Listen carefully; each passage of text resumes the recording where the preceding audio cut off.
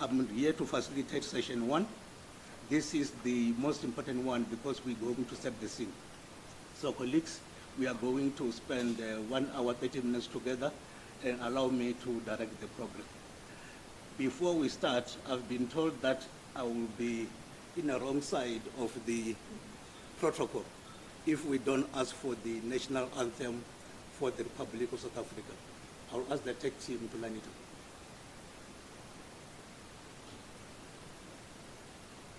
We can all stand.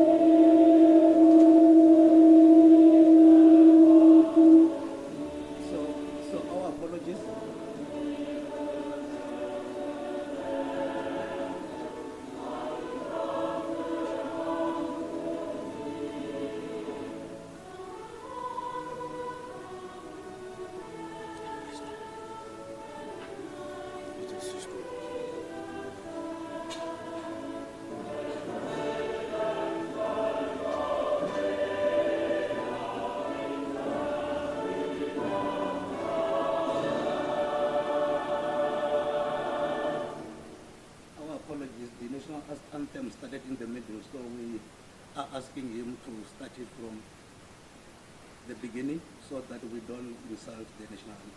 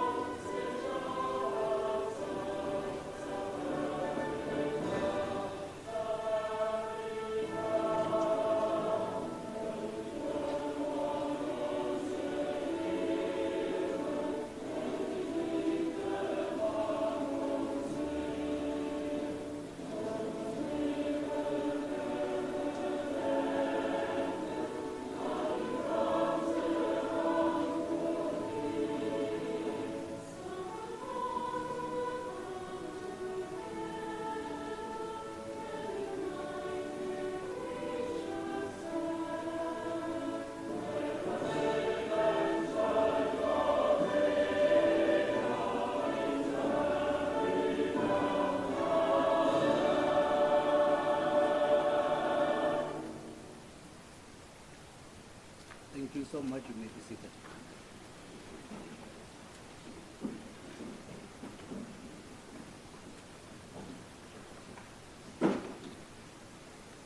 Before I introduce the objectives of the dialogue, I want to ask my colleagues then to project the credentials for our social media platforms.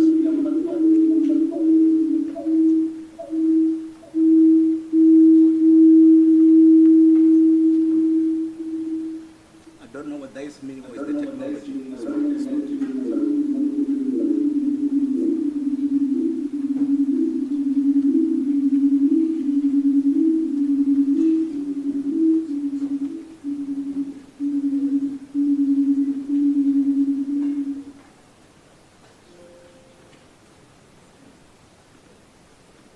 I was starting to blame myself that maybe my blood then is not going well with this technology.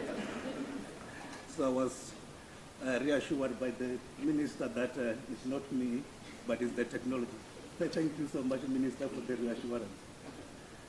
I was about to say that we are having social media credentials, so I will ask my colleagues to share them so that I don't go through all of them, because we do have got the hashtags for the dialogue itself, and also then we are having the handles that are from the partners. So if I start to go through all the list, I think I will use the entire type which we're supposed to be using for the deliberations. So if they are projected there, colleagues, please then feel free to tweet, to use your Facebook, to use your LinkedIn to make sure that we communicate to other audiences who are not here. When I come back now to why we are gathered here, we have got 3 well-thought objectives for this dialogue. Honorable Board Chair, Dr. Theo Diaka, Honorable Minister, the 3 objectives for this policy dialogue are: 1, to share empirical evidence of the importance of climate-smart agriculture in transitioning to resilient farming communities in Sub-Saharan Africa. The second one, related to the first one, is that we're not only about evidence, but we are about developing recommendations on how to build climate-smart and resilient farming systems in Sub-Saharan Africa, but making sure that the innovations, the technologies are taken to stay. The third one, we know that we cannot do it as FANAFAN alone or as each individual institution. Therefore, the third objective is about networking and promoting partnership, but not only about that. We are about action. We are tired of rhetoric. Now we need to move to action.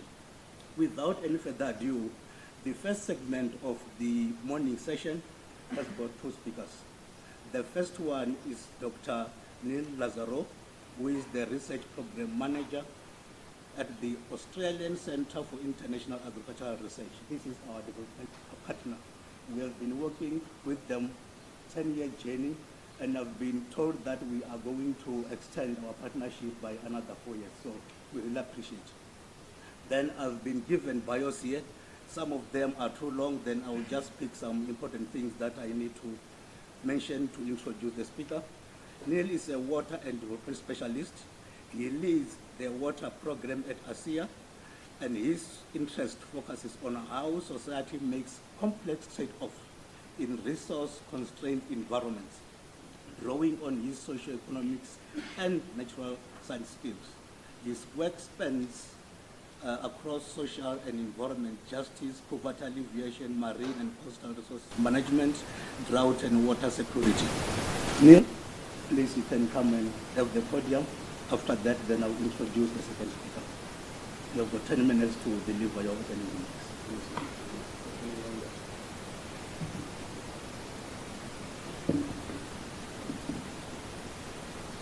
Good morning, everyone. Minister, FANAFAN CEO and Chair, honourable guests, distinguished guests, and for those of you who maybe aren't yet distinguished but are very hard workers and the lifeblood of projects, welcome to you too.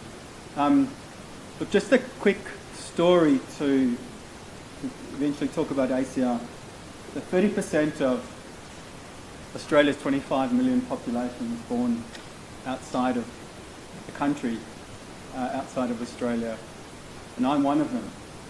Ek het my Afrikaans in Kaapstad geleer.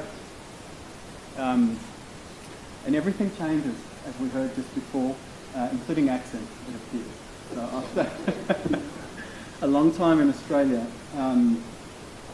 my accent has become Aussie. But I wanted to tell you a story. In 94, already after having immigrated for some years, I came back to Cape Town to the honours of GCT. 94 was an important year for South Africa, as you all know.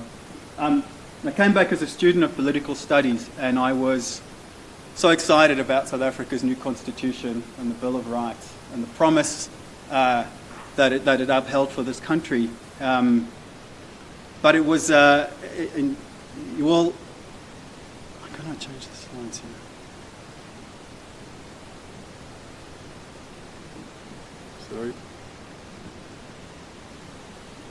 Sorry, there's just a delay in the slides. Anyway, could I just get some assistance on the slide deck, please? Could you go to the second slide, please? So, back one.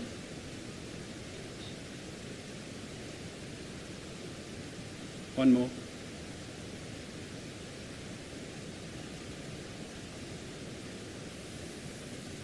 Thank you. You all remember that election. Some of you, I'm sure, were big parts of it. I always wondered what happened to the soccer party. But I was so headstrong, and I had really clear ideas about what I thought needed to happen in South Africa from a political perspective. But they were naive. I needed local experience. I needed local knowledge. I needed friends on the ground, eyes and ears, to help me moderate those thoughts and to help me think about what would work best. And I think that's exactly the same story for ACR as a development partner. It's not good enough to have the right intentions and a good heart. To be targeted, to be direct, and to really make the best difference, you have to have strong, knowledgeable and trustworthy local partners. And I think that is such an important message to convey, and that's what I wanted to share in terms of my experience working with ACR. Next slide. So we're an independent statutory agency. We were formed about 40 years ago. Our CEO reports directly to our Minister for Foreign Affairs and Trade. And our goal essentially is to work with an agriculture and livelihood lens, to work with partners to develop livelihood options and improvements for farmers and for smallholder communities in countries where Australia provides overseas development assistance. And the key message to get across is we're a research for development agency, but we're very clear that research without actually providing an end game for farmers which sees an economic uptick in their livelihoods is no good at all. It's the wrong research at the wrong time and at the wrong price. Next slide, please. So we work in a whole range of mechanisms through multilateral and bilateral partnerships and increasingly through education and capacity building initiatives. And I'm very excited that one of our launch funds through the VIA Academy is joining this conference over the next week or so. And you've all heard about the Virtual Irrigation Academy, and we're excited to have that here. Next slide, please. So our 10-year strategy, it kind of mirrors the opening remarks, really trying to understand food security, and for those countries and those areas where they've met food security, it's not just about food security, but it's about safe food as well. But thinking through food in the context of where it's produced, what's the carbon footprint, what are the impacts on women and girls, what's food loss like after it leaves the farm gate, and how does that happen in the context of managing a natural environment, in some cases a natural environment that's changing quite quickly. Next slide. So we've been working in Africa for over 30 years. Could you click through to the end of the slide, please? We had a regional office in Kenya since 2012. Over the last 35 odd years, we've had roughly 130 million US in direct project investments. And our estimates are that that's delivered nearly close to 2 billion in aggregate benefits to farmers in mainly Eastern and Southern Africa. And our priorities are strongly aligned with those of our regional partners. It's absolutely imperative for our partnerships. Next slide, please. So as I said, we work in a number of countries, mainly Eastern and Southern Africa. Of our 10 programs, so I lead the water program, 7 of the 10 programs are active. And our partnerships at local level and up to subnational level and also regional level are all really important. A key aspect of our work is developing alumni, so ACR supports Masters and PhD scholarships, and we're very proud that almost 40 alumni out of that program are actively working in the region. Next slide, please. So I just wanted to very, very quickly touch on 3 projects. You know them well, that my program had active in the region. The first is the Virtual Irrigation Academy project. Professor Sturzak is here in the audience, and the VIA has a booth out. The intention behind this project is really low cost, easily workable, go back one please, technology that can support farmers manage water on farm so that water is used most productively. And we'll learn more about the VIA over the next few days for those of you who are unfamiliar with it. Next slide, please. We have another project with Geoscience Australia and Digital Earth Africa, and this is really working at that interface of translating that earth science remote sensing data in that public good space from where it might sit in data or defence agencies through to ag and water agencies to try and make observations at scale about how we can improve our understanding of water resources, of agricultural opportunities, and make that information available through these public good channels. And there's a long way to go with this work still, but we feel it's incredibly promising, and in a small way we're helping to support DEA on this project. Next slide, please. And so the Digital Earth Africa team is here as well. In the minute I've got left, the intention behind that diagram is not for you to understand it, except to say that we understand that doing agriculture on smallholder farms is not a simple task. It's complex. There's so many interconnected bits and pieces, and this project really did very well to work to understand farm business models and the opportunities for farmers to manage water, to understand how to get products off the farm, to value add over time, and we're so excited about this project. Next slide, please. So finally, this is my last slide. Going forward, we're excited about a new investment on circular food systems that's building on that previous work, the Transform Irrigation in Southern Africa. We're hoping to go to contract in the next couple of months. We're looking at opportunities to build out the VIA and also the Digital Earth Africa work around their roadmap. And we're thinking harder about a larger, longer investment around drought in Eastern and Southern Africa, and quite excited about the prospects for that too. So to wrap up, I wanted to thank the hosts for pulling everyone together. Dialogue is so important. The convening power of dialogue is absolutely critical. I'm here to listen, to learn and to participate. And I wish you all the best for the next few days and look forward to participating. Thank you.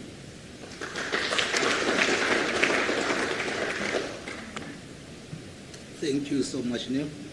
You will be happy to learn that I am a beneficiary of John Allwright Fellowship, which is part of ASEA. So that financed my PhD study, which I spent 3 years in Australia. So I'm honored to still be partnering with ASEA in an official capacity. The next person to give the opening remarks is the FANAPAN board chair, Dr. Theo De Jager. Since now we are trying to manage our time, Theo, I won't read your bio. I know me and you will have CEO, board chair, co-coffee. I will apologize for that.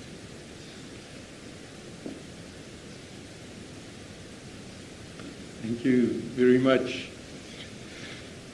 Honourable Minister of Agriculture, Land Reform and Rural Development of the Republic of South Africa, Mrs. Angela Thokozile Didiza, Dr. Neil Lazaro, Research Program Manager of ACR, James Sarambura, Executive Director, SADC Groundwater Management Institute, Dr. Lita Matinga, President and CEO of the Agricultural Research Council here in South Africa, representatives from the Department of Agriculture, Land Reform and Rural Development here in South Africa, representatives of the Department of Irrigation, Ministry of Lands, Agriculture, Fisheries, Water and Rural Development in Zimbabwe, representatives from the National Institute for Irrigation in the Ministry of Agriculture and Food Security in the Republic of Mozambique, representatives from CGAIR, International Agricultural Research Centers, representatives of various funding agencies, representatives from the University of Pretoria, who's hosting us this week, Vanderpand node coordinators from Mozambique, South Africa, Tanzania, and Zimbabwe, my colleagues, the farmers, distinguished ladies and gentlemen. It is my great honor to welcome you here at the 2023 Regional Climate Smart Agriculture Policy Dialogue in Pretoria. And isn't it wonderful to meet in person again? It's just different when you can shake somebody's hand and look them in the eyes. It makes the discussions so much easier too.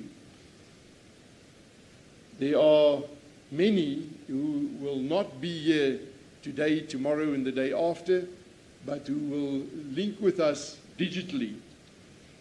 Welcome to all of you.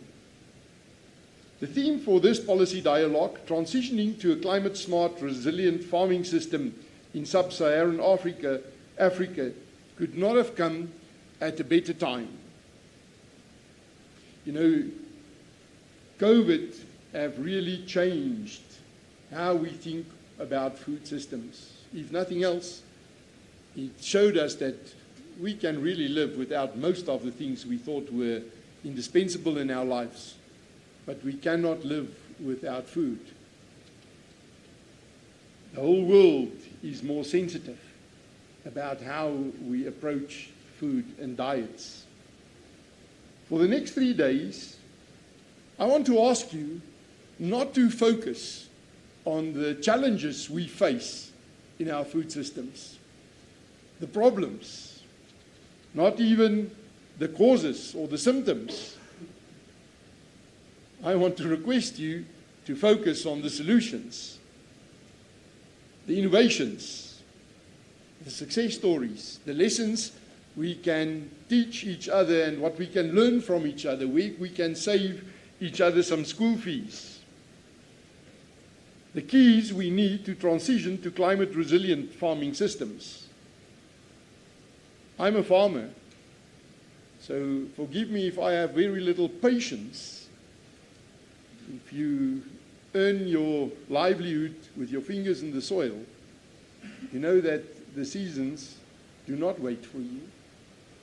And as farmers, no one needs to convince us about climate change. We feel it. If not in our orchards, in our fields, on our bodies, we certainly feel it in our pockets. If I can abuse the opportunity for half a minute to bring in a farmer's angle to these deliberations too. For the last 5 years, I was the president of the World Farmers Organization, and I had the privilege to tour the world, to meet farmers on 6 continents. And when you talk climate-smart agriculture to American farmers, they hear party politics. They hear Al Gore, and they get stuck to that. When you talk about climate-smart agriculture in Southeast Asia, Latin America, or here in Africa, farmers say, if I do my level best, if I do everything right, but my neighbor does nothing, it will all boil down to nothing, because the climate covers us all. But more than 80% of what a farmer can do on the production process to do climate smart agriculture is being done in the soils, and the soils have not been politicized. And what you invest in your soils, you have the direct benefit of it. It goes nowhere.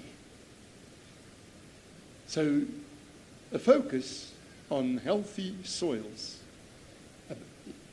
It's about how we work it, whether we turn it or rip through it, what we spray on it, what we fertilize on it, how we do our irrigation. All of that makes a massive contribution towards climate smart agriculture. And you might be aware that there's more species of life in one fistful of soil than there have ever been humans on this planet. It's about the health of those microorganisms. And whether you farm cattle or goats, whether you farm grain, whether you do cropping or fruit or vegetables, even if you farm fish, it all starts with healthy soils. And I have this dream, I share this dream with hundreds of thousands of other farmers in Africa, that we become the breadbasket of the world because we take proper care of our soils. And by doing that, hit a dent in climate adaptation with even mitigation co-benefits too.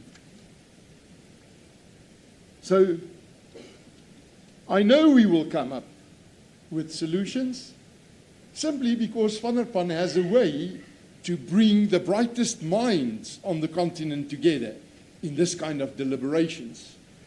If we cannot hatch a solution here, there will be no solution. Can I just acknowledge the TESA consortium who have been working together for the last 12 years to transform smallholder irrigation schemes. And that is in Mozambique, Tanzania, Zimbabwe, with the support of the Australian Centre for International Agricultural Research, the Australian National University, the University of South Australia, Ministerio de Agricultura in Mozambique, the RD University in Tanzania, the International Crop Research Institution for the Semi-Arid Tropics in Zimbabwe. Finally, our team here in Van der Pan will welcome and thank you for the work which has culminated in this regional platform. I also want to acknowledge the co-conveners who has made this gathering possible. The Van der Pan Node hosting institution in South Africa, that's the NAMC, the National Agricultural Marketing Council. Also the Department of Agriculture, Land Reform and Rural Development here in South Africa. A special word of thanks for Minister Didiza for creating this space. The Agricultural Research Council, the ARC, here in South Africa. COMESA, the Common Market for Eastern Southern Africa. SADC Groundwater Management Institute. The Australian Centre for International Agriculture, ACIR. The Australian Centre for International Agricultural Research, the International Water Resources Association, the International Water Management Institute, the SA Wine Industry Transformation Unit, the Human Research Council of South Africa, and the South African Council for Natural Scientific Professions. Last but not least, the African Agricultural Technology Foundation. Without your support, this dialogue would not have been possible. Thank you for being a partner here. Each one of you owes it to the rest to bring your best ideas out onto this table. So without further ado, we have this very exciting program ahead, and it's going to be what you make of it. It is my wish, it's really my prayer, that it will be fruitful deliberations.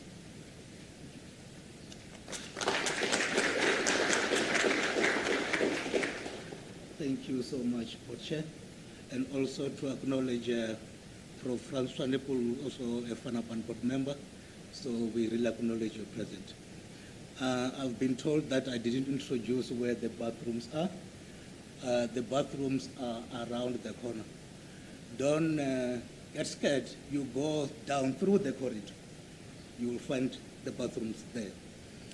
The next speakers are from the 3 partnering institutions. I won't do the bios. We are very beyond time.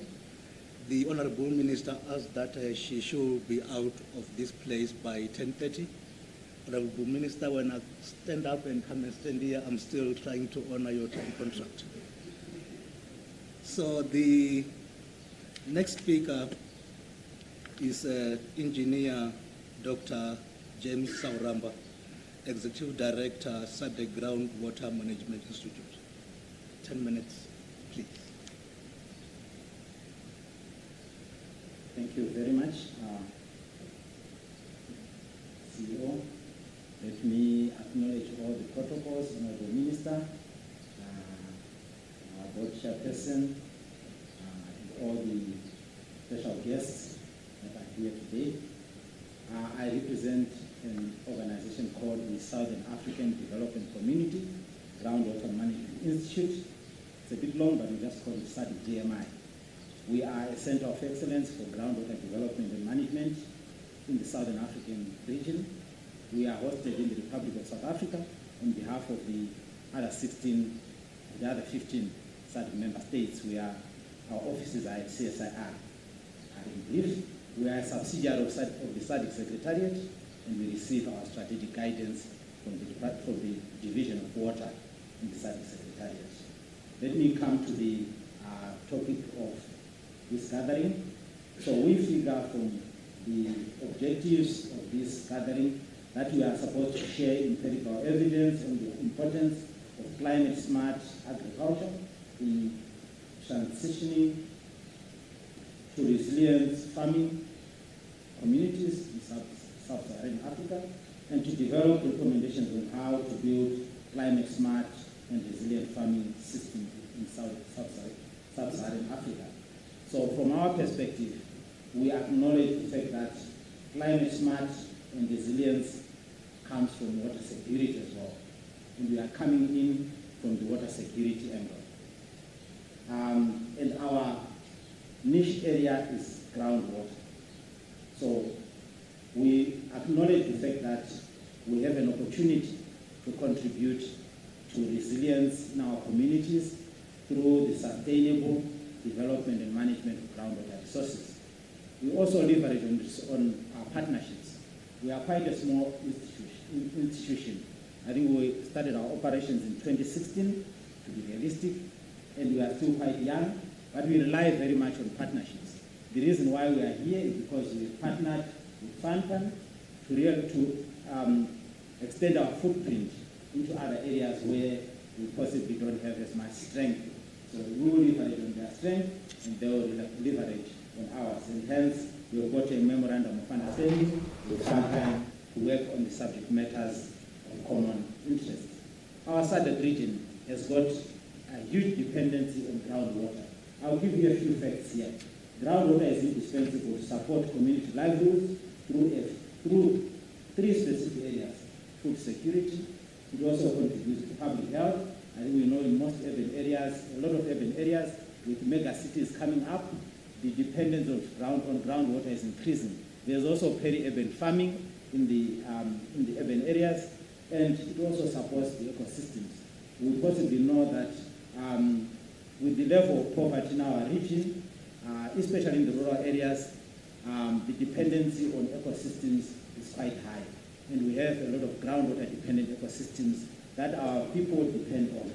So with groundwater, we are also supporting the resilience, because groundwater is a very dispersed resource. I mean, it exists in many remote areas, and you can easily access it to support community livelihoods. At the same time, we can also pollute it, and once it's polluted, it is almost impossible to clean it again.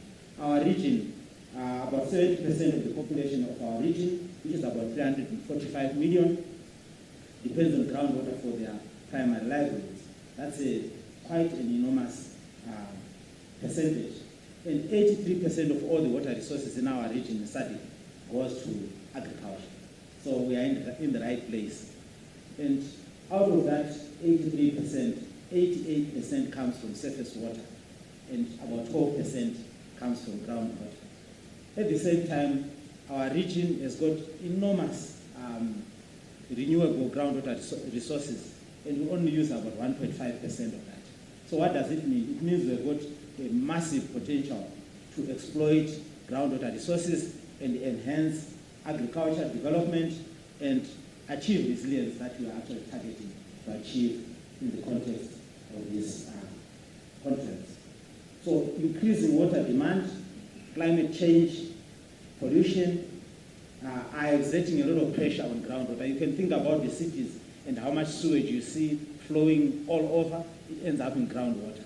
Once it's polluted, what happens next? It is no longer usable.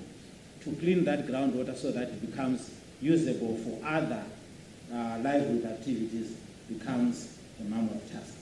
So our focus as SADC groundwater management is to ensure that the groundwater resources are managed and developed in a sustainable way. We also have an interesting scenario in our region. We've got rivers that flow. In SADC, we've got 15 surface water systems, and we also have about 30 transboundary aquifers. These are reservoirs of groundwater that are shared between the countries. And these systems coexist. They occupy the same spatial space. So it means if we are going to do agriculture, pollution, abstraction, and so on, we have to manage both surface and groundwater. So this is our emphasis on groundwater resources. So what we do, I'm going to my last few notes. So we have to build strong institutions to enhance the governance of groundwater resources. So institutions are very important to enable us to manage this resource and to build resilience. We also have to make informed decisions through data collection, information generation, knowledge generation, and use of that knowledge to develop to make water available for development. We also have to create enabling policy, legal and institutional frameworks to be able to make decisions and to facilitate the development of water resources and have water security for our development. And finally, we have to facilitate the sustainable groundwater development and management through investments in infrastructure to abstract the water, infrastructure to monitor the water, and ensure that we are not polluting and making it unavailable for subsequent usage. So thank you so much for inviting us to this gathering. I believe that through these discussions, we will contribute to sustainable usage of water resources and water security and resilience. Thank you. Thank you so much, Engineer Sauramba. I know within the field of engineering, precision is very important, so even time precision is important. Thank you so much for that. The next partner is representing the Agricultural Research Council of South Africa. I thought I'm the only person with a difficult surname to pronounce, Rita. So the ARC CEO, I will try my best, is Lita Magita.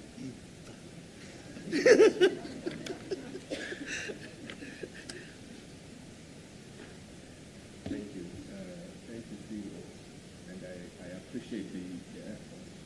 And I always say to people, if it's any consolation, even our children are not born with a natural ability to pronounce and speak sound. So they have to learn. They go through the earlier years of schooling being unable to pronounce their names. But yeah, so for adults it may take a little bit of time. Thank you once again for the opportunity. Minister, the chairperson of the board of FANAPAN, and the senior leadership, the heads of missions, and distinguished guests, captains of industry that are with us today, colleagues, ladies and gentlemen. Today, this policy dialogue and the theme, it takes place really at a time when the impact of climate change can be felt by all of us. The occurrence of extreme weather events is becoming even more frequent. I think some of the extreme weather events are still very fresh in our minds. We don't even need to go back deep into history. And we are seeing them even more frequently, which means that our response mechanisms have to be appropriately aligned to respond to these emerging challenges visited upon us by the changing climate. That also means that the whole debate around food system transformation should be anchored in understanding the changing environment, the rapidly changing environment, and to make sure that we create and we develop food systems that are resilient, that are going to withstand these changes. And in that regard, science and scientific research really has a very important role to play. And that's where an organization like ours really belongs in this kind of dialogue to contribute.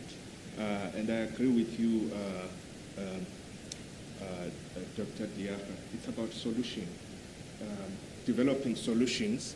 And I think it was the young Didiza who noted that we should be talking about adaptation at this stage, because it's not like there is an option of really stopping or modifying the changing climate.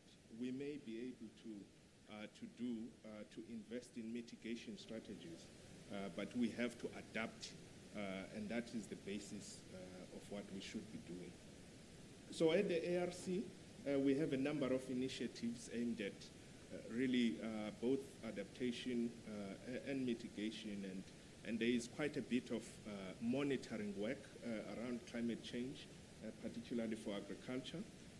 And there are a number of models that have also been developed by my colleagues over the years that assist us to understand this changing environment better. I don't have enough time to go into all of them. And I'm just going to mention just a few of those initiatives that we are involved in. This long-term data collection that I have talked about, for instance, assists us to develop tools that assist farmers in terms of risk management, climate change risk management. And we have long-term data that goes back to 1900, which becomes very useful in the kind of conversations we're talking about. And it also enables us to meet not just for those for the farmers, but to also meet our own reporting and global agreements as a country.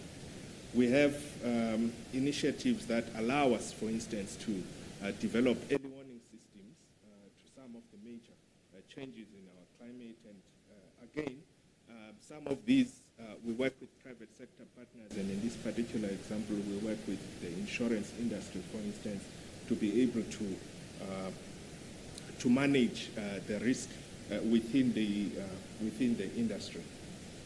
I think some of you are familiar with our drought-tolerant maize cultivars that we produced with a number of several partners across the region, which again, because these challenges can't be contained within a set of political borders.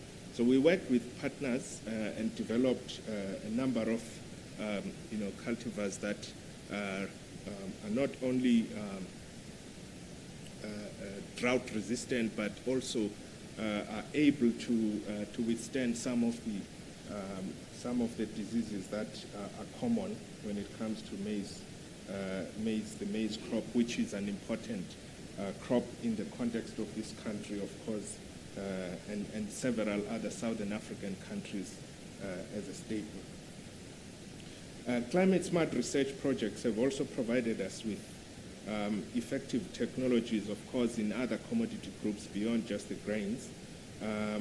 We have developed technologies, for instance, within the potato industry, our potato research program has developed new varieties with improved potential yield, potential that stabilizes the yield, drought tolerance, heat tolerance, and resistance to some of the major pests and diseases, as I said. And the ARC currently manages the only active potato breeding program in Africa.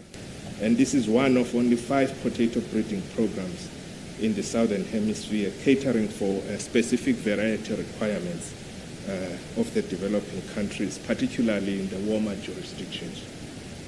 In the livestock area, we have a number of technologies, of course, that also assist us to respond. And I'm not going to go into, I'm aware that the time is quite limited. I mentioned we have a number of monitoring projects, including one that is called AgriCloud, which is an online weather-based system that can be accessed by farmers, providing enriched weather and climate data with agricultural info and local knowledge, etc.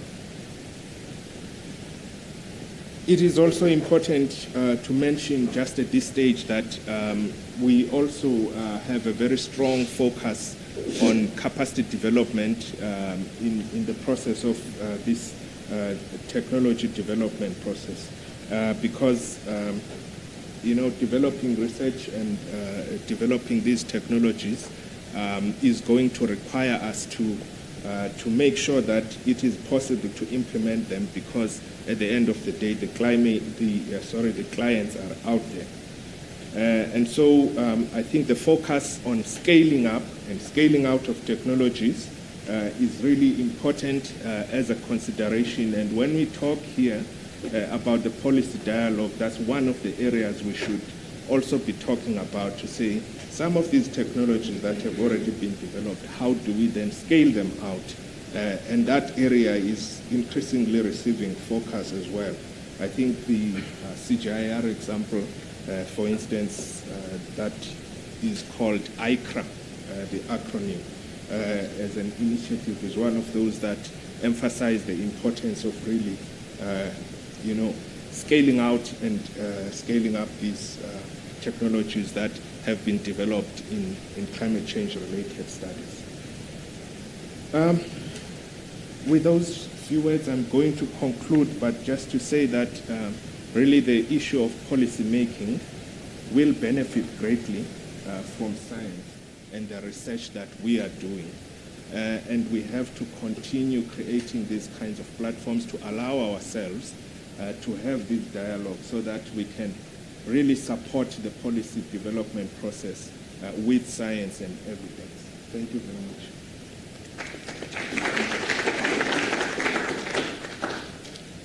Thank you so much. They say practice makes perfect. Let me try again. Lita Magika. I'm getting there.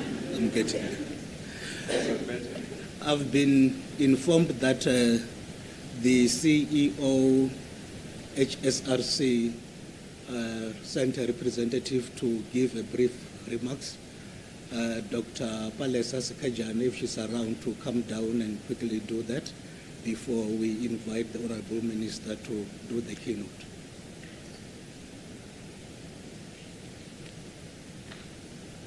We can encourage her by clapping hands while she's coming down.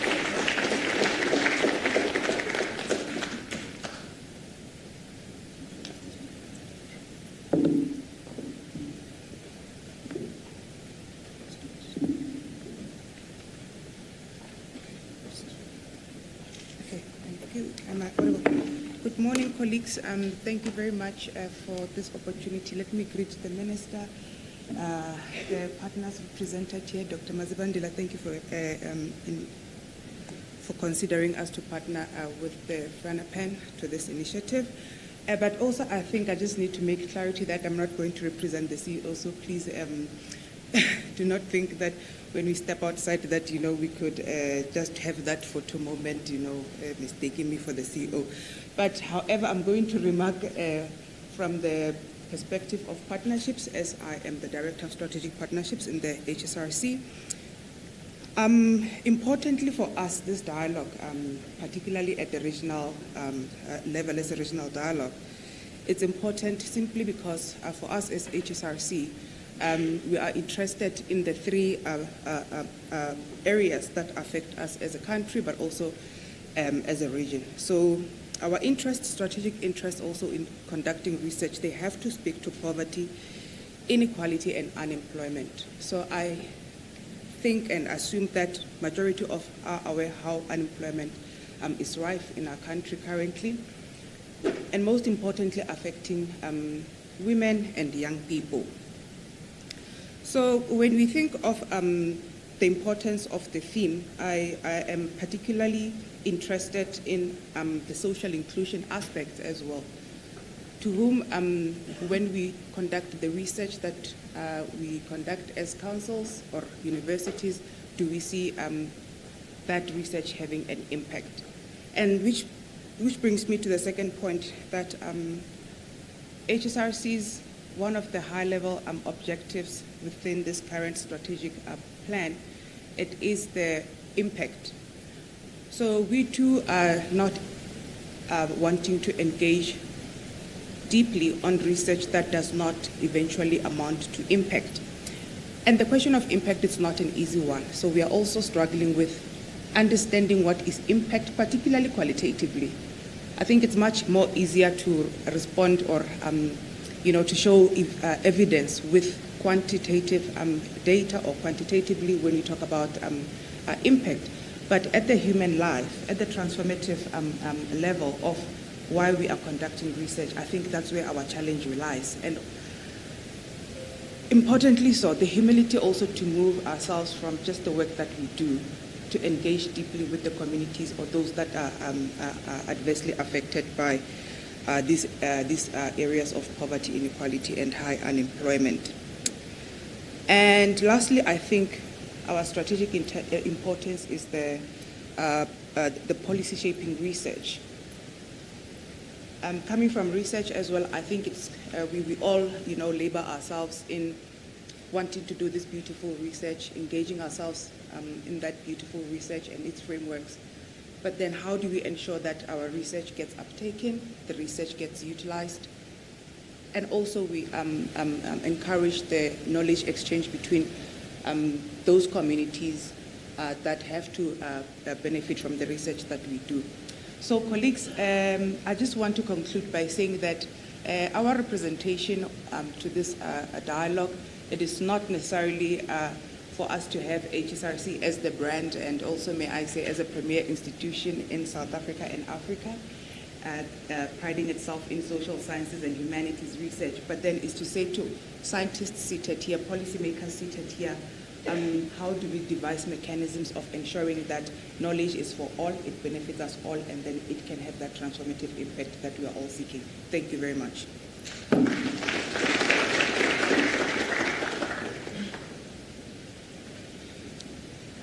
Thank you so much, Dr. Skajana.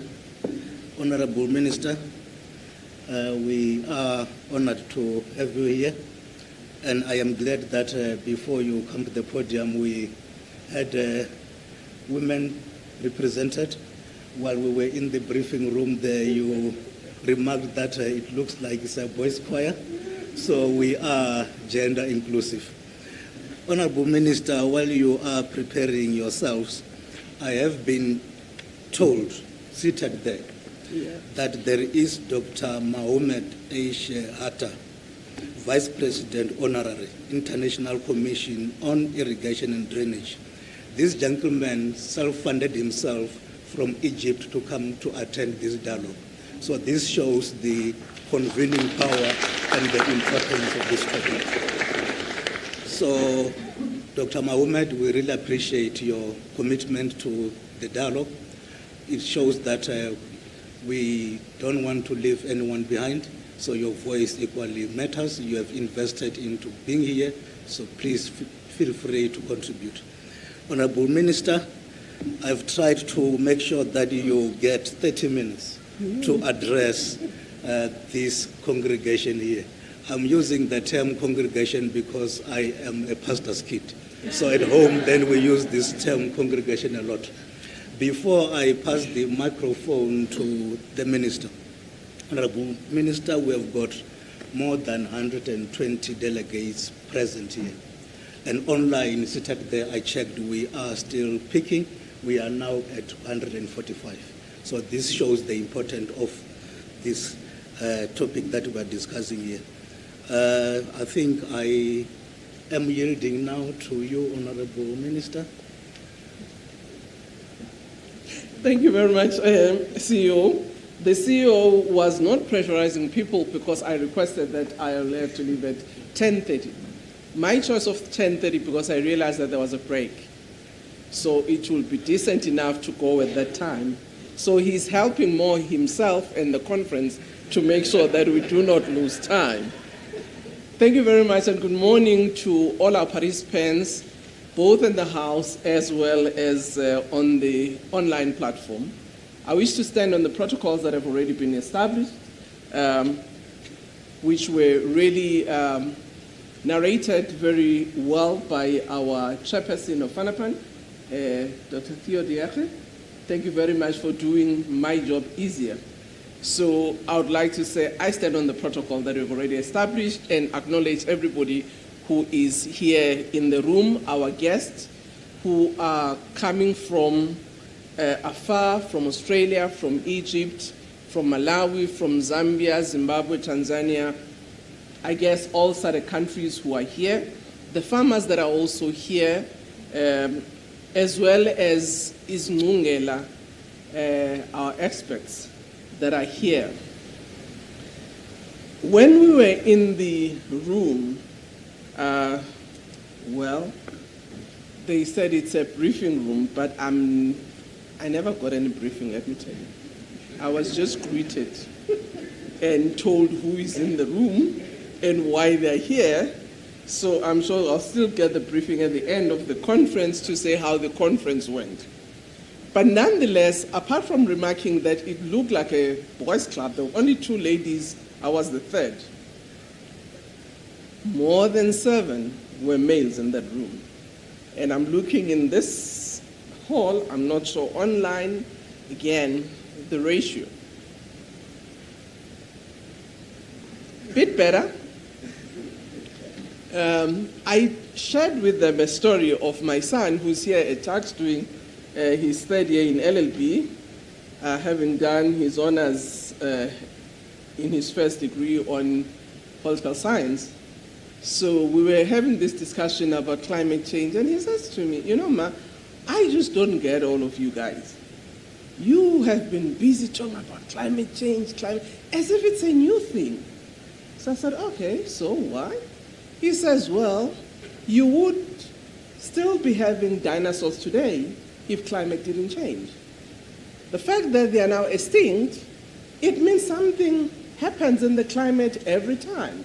So other species survive and others disappear. What you should be talking about is adaptation and how do you adapt in a changing environment, rather than talking about, hey, climate is changing. Yes, it will change. I said, okay, you are right. Because indeed, what was previous years when I grew up is not what it looks like today. Even when it comes to technology, they've got the new term of saying BBTs, those who were born before technology. So I'm giving you a new acronym.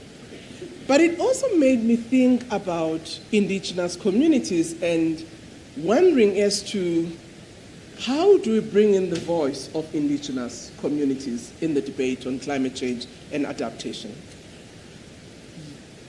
2 days ago, I was in the Eastern Cape, in the rural Eastern Cape, Alfred Nzo and OR Tambo region.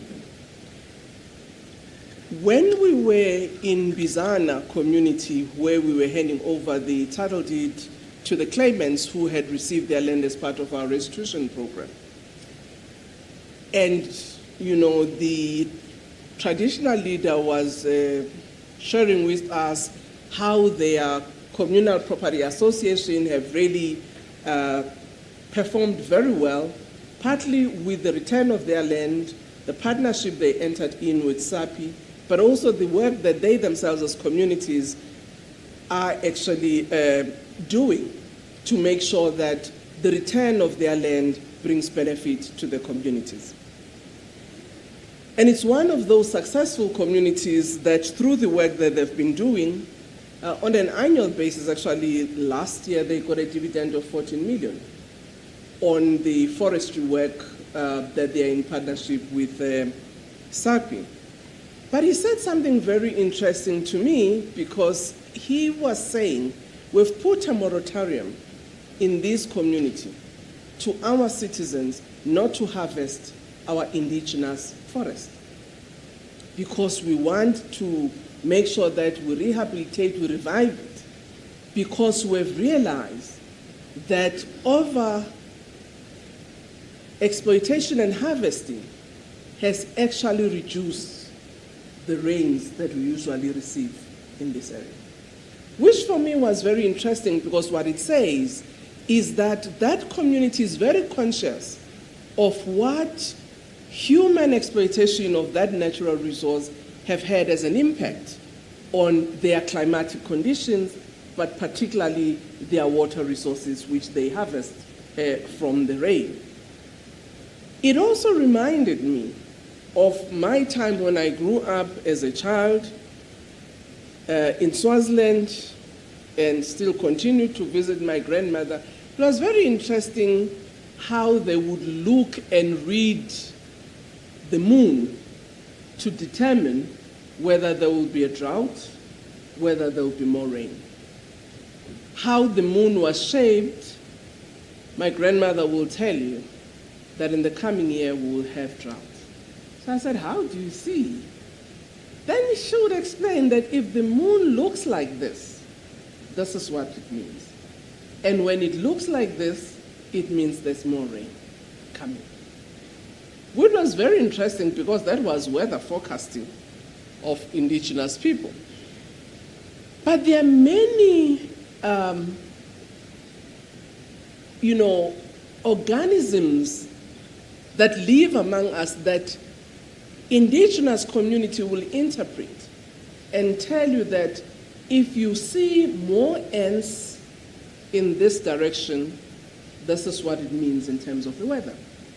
If you see swallows flying this quantum, this is what it means in terms of the weather. So I'm raising these issues because I do think a dialogue such as this, you may not be having all of us are indigenous in some way or the other, even though we might have been urbanized, but it would be very interesting to ensure that we factor in this debate, not only farmers, but also indigenous communities as partners in looking at adaptation, but also using indigenous knowledge systems that would actually be understood better by themselves, and also how these can be passed from generation to generation, and how some of them can be codified, because some of these knowledges are there, but they're actually not captured in books, nor even digitized, because this is part of oral history that gets passed from one community to the other, one member of the family to the other, never actually exposed maybe to some of those who may be coming from outside. But they're relevant in the discussion that we're having today. First, let me appreciate the invitation that you have given me as FANAPAN and your partners to officiate the 2023 Climate Smart Agricultural Policy Dialogue.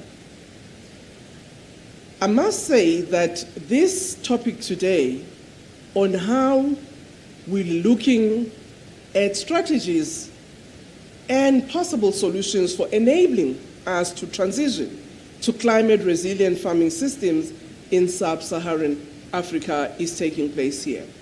It is indeed a stark realization that without us addressing climate change through adaptation and mitigation measures, we run the risk of having a food insecure region. I must also say that this dialogue comes at an opportune time, not just after COVID, but also after the United Nations Summit on Food Systems and Food Security. It also follows the work that we've been doing in the African Union and also its regional communities. And therefore, this dialogue, in my view, should help the various policy institutions to be able to take appropriate decisions that have to be implemented not only by governments alone, but working in partnership with civil society and the private sector to make sure that we achieve our objective. Transitioning to climate-resilient farming system is a shared responsibility, and requires all hands on deck. It is therefore my privilege to be on a platform that brings a bigger community of practice in researchers and practitioners from across Southern Africa and the globe to deliberate on how to equip Africa's farmers to become climate smart and resilient and provide evidence to inform key government and multilateral climate change programs. I do hope, Theo, that the World Farmers Congress coming up here may be one of the topics which you must sponsor as South Africa, is to look at the issue of climate change and adaptation. This dialogue that happens 5 days after International Women's Day will also assist us to imagine a gender-equal world in a world where climate change mainly impacts on women. Previously, during South Africa's chairship of the African Union Specialized Technical Committee, there was a concerted effort through ACMAD to address resilience across sectors. A few decisions were taken in 2019, which are now bearing fruits to the continent. In 2022, the AU adopted its first climate change strategy, which really enabled us to become a position paper in COP27 of the United Nations Framework Convention on Climate Change. Without a number of us coming here to have a discussion on this matter, we may not be able to improve or even gain knowledge on what is being done in other countries from which we can learn, as Theo said earlier, to avoid paying school fees that you might have paid. Progress on climate change and disaster risk management strategies are also important. South Africa fully participates in the international arena on addressing climate change global challenges. Our response as a country to these challenges and disasters associated with increasing climate variability and change is guided by our national legislative mandate. The South African agricultural sector is mandated to respond to these challenges through sector response measures that includes developing and implementing effective policies, plans, and strategies in a properly coordinated manner.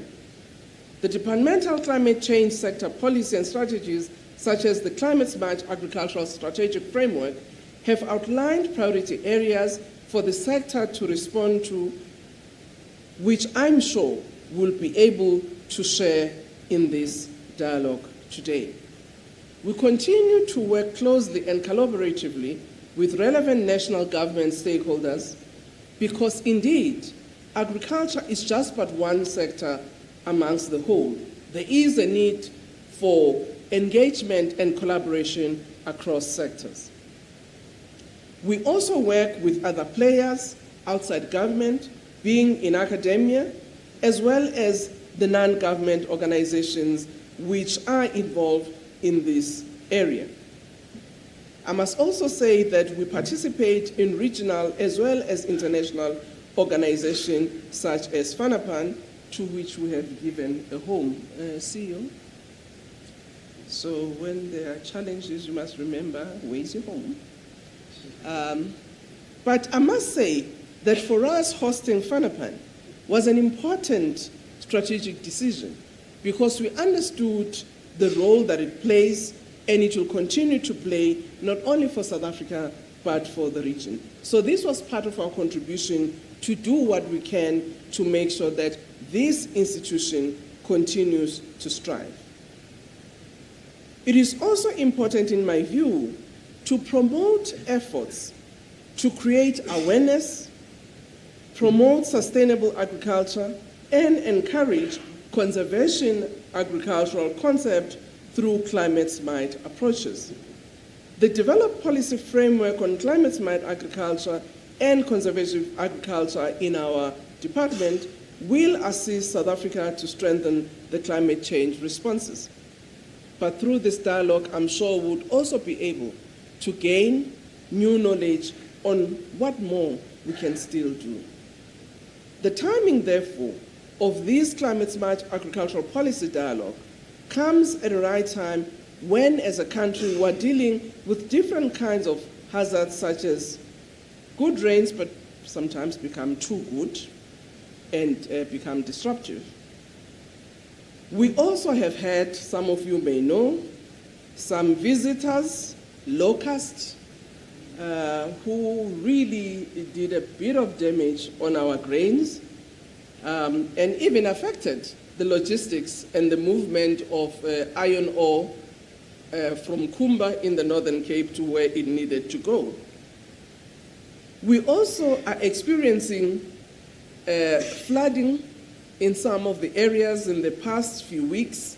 When Freddy, the cyclone, landed in Mozambique, it created some disruptions in Mpumalanga and Limpopo. And again, yesterday, Freddy landed in Mozambique, and we've got more rains in KwaZulu-Natal. This just means that the reality of climate change is here with us. And therefore, we need to work with necessary speed to ensure that we find adaptation measures that would work. I've raised earlier the importance of conservation agriculture, which in our view is an ecosystem approach to sustainable agriculture and land management, adapted three interlinked principles. One is a continuous or minimum mechanical soil disturbance, and also no-till seeding, planting, and weeding, and minimum soil disturbance with all other farm operations, including harvesting. The second one is permanent maintenance of soil organic cover, which means crop biomass, stubble, and overcrops. And the last one is diversification of cropping systems. This, in my view, is some of those good management practices that we can start to employ in order to deal with climate change. As a country, we've committed 6 million hectares of agricultural land to convert it to conventional farming, to conservation agriculture by 2035. At a departmental level, the interventions that we are involved in, beyond some of these programmatic interventions, we're also looking at our policies and regulatory framework to see to what extent these need to support our adaptation mechanisms. We're also working with our research institutions, both in the public sector, such as the ARC, but also with the universities, to see how best we can work together in order to ensure that we minimize, the impact of climate change. I must also say that these programmatic interventions are also supported by funding that we've put into it to make sure that indeed we can achieve the best that we have. I was happy when some of the panelists here were talking about the issues of water management, particularly on irrigation. I must say that every time we have a dialogue with the Ministry of Water and arguing for more water for farmers, the answer is, but you're already using much water. So I said, okay, we're trying, we are going to look at various systems of how we can change from those large sprinklers that use this water maybe not efficiently, but we still do need some water. Listening to some of the panelists here, I think we can be able to have some benefits of the experience you might have had, both on groundwater preservation and management, but also how these can be used not only for drinking but also utilized for agricultural production, and how we could use better irrigation systems that can be able to conserve water.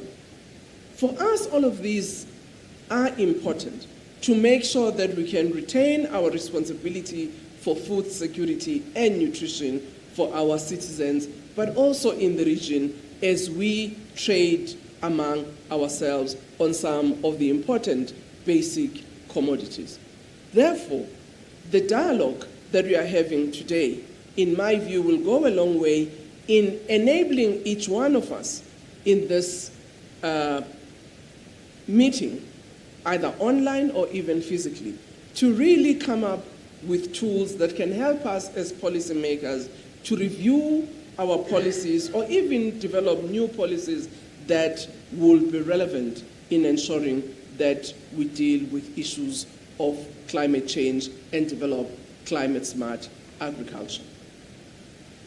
I therefore would like to say thank you, Chairperson, who is our CEO, as you are directing this program, and hope that in future dialogues, and maybe through the work, and now using my advantage of being a rapporteur of the AU-STC, that we might need to engage our chair, and I'm happy Egypt is here, because Egypt is the chair of the AU-STC, to find a way in which we cannot have an extraordinary meeting, or maybe in one of those extraordinary meetings of the AU-STCs of Ministers of Agriculture and Water, to be able to find a slot where we can actually get the outcome of this dialogue, but also be able to have a dialogue amongst ourselves as policymakers on this important issue. Because at the end of the day, what you are deliberating on will have to find expression in the policy discourse, and at the end of the day, come out as policies as well as regulatory environment where necessary and supported by finances in order for it to work. I want to wish you all well as you continue with your deliberations in the coming days. Thank you very much.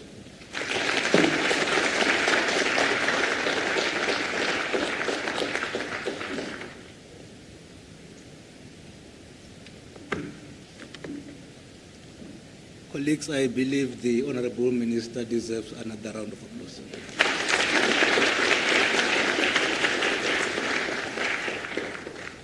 Honorable Minister, I believe colleagues who are gathered here and also online will agree that you and the Ministry of Agriculture, you are hand in a glove.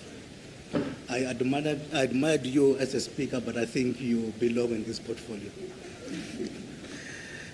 So, colleagues, the Minister is agreeing with us that we need to move from rhetoric to action. She has availed platforms where we can go and retail the recommendations from our dialogue.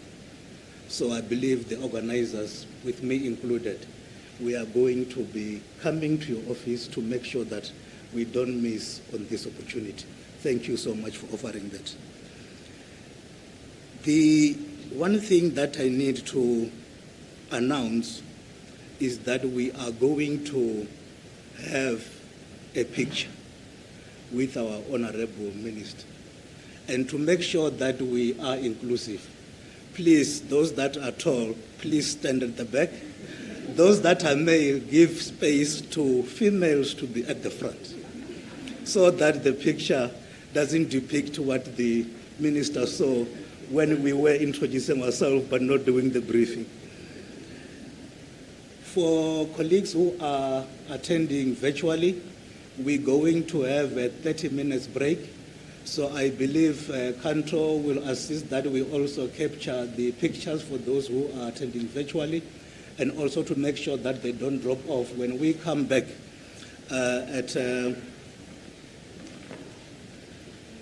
11, they are still connected. So, Fanapan Board Chair, our high-level panelists. Honorable Minister, I really appreciate all your contributions. Your contribution is going to assist us to set the scene. We are going to have a series of sessions, including this one.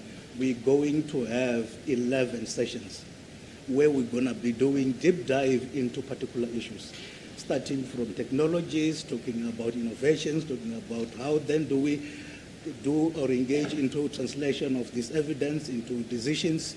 Also, how then do we make sure that we build capacity to make sure that these innovations are sustainable.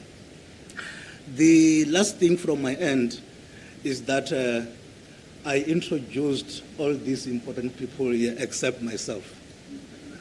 So let me take 1 minute to introduce myself. My name is Chirizi Madzivandile. Honorable Minister, I'm indigenous in the province of Limpopo. Fia also is indigenous there, so we are 30 kilometers from each other. So I am the CEO and head of mission of FANAPAN. Minister, you spoke about FANAPAN delivering for South Africa. We do have got a board resolution that FANAPAN, since it's hosted here in South Africa, must deliver for the government of South Africa. In my other capacity, you will be happy to know that I am also part of the 3rd National Planning Commission. And I'm responsible for Chapter 6, which is talking about agricultural land reform and how then do we transform food systems in South Africa. So as FANAPAN, we are doing in our own small way contribution to the government of South Africa. And we're going to come to your office to ask for more on how to collaborate. So colleagues, with those few remarks, we are going to be led to where we're going to have our photo. And after that, then we're going to have our tea break for 30 minutes. And after that, when it is 11, then we're going to be guided back here so that we start exactly at 11. Thank you so much.